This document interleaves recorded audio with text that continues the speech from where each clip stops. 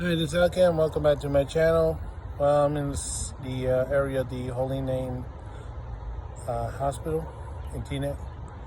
The news is there's been a settlement between New Jersey Transit and the victims of a mass transit incident that took place on September 29, 2016. September 29. Yes, that's right. That day, a train entering Hoboken, the engineer, not knowing, had sleep apnea, fell asleep at the controls, and a horrendous crash took place, killing a female lawyer that was on the platform at the time. The ceiling caved in on her as the train tore through the bumping block and into the station, causing him tremendous amount of damage and injury. And of course, the worst part is the black box that was at the diesel side was not working because the batteries weren't working. Yes, throwing good money at the bad. Well, I mean, I shouldn't be joking, but the fact is, unfortunately, a lot of this equipment has to be replaced. It wasn't. The positive train control, which should have been taking place and control this train, had it gone out of control under his jurisdiction, it would have stopped this train, was not working at the time or installed at the time. So, numerous injuries. They had a settlement.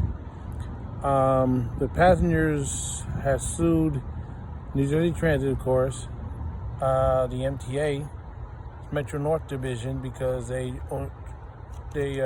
operate joint service between the two states, and the engineer, of course. I don't remember the amount, but unfortunately, some of the passengers, even though they have recovered, they still have lifetime medical problems. Anything from injuries that still hadn't fully recovered to amputation. So it's a huge, large settlement. It was posted in the paper The Record of New Jersey. So if you want to look that up, that's the name of the newspaper, The Record. But the fact of the matter is, this was the third incident in that decade involving a sleep apnea operator. You may recall there was a Metro North train that had an engineer also with sleep apnea, fell asleep at the controls, caused a humongous crash at the Spite and Dable, killed about 3 to 4 people, a lot of injuries. There was a Long Island Railroad train that smacked pretty hard into the bumping block Atlantic Avenue, also sleep apnea. Ironically, New York City Transit, which had no motorman involved with any sleep apnea incident, they got a huge funding to do a sleep apnea study for those transit employees at the time, including myself, but it was canceled by President Donald J. Trump. So the person who sponsored this, Chuck Schumer, was very furious. And then you wonder why Chuck doesn't like Trump. His pet project went.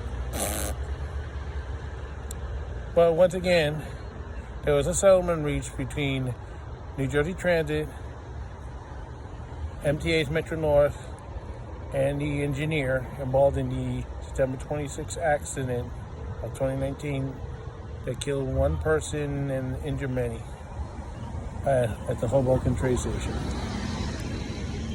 Well, you may notice there's a bumping block that doesn't look like the others. Well, most likely that's where the accident occurred.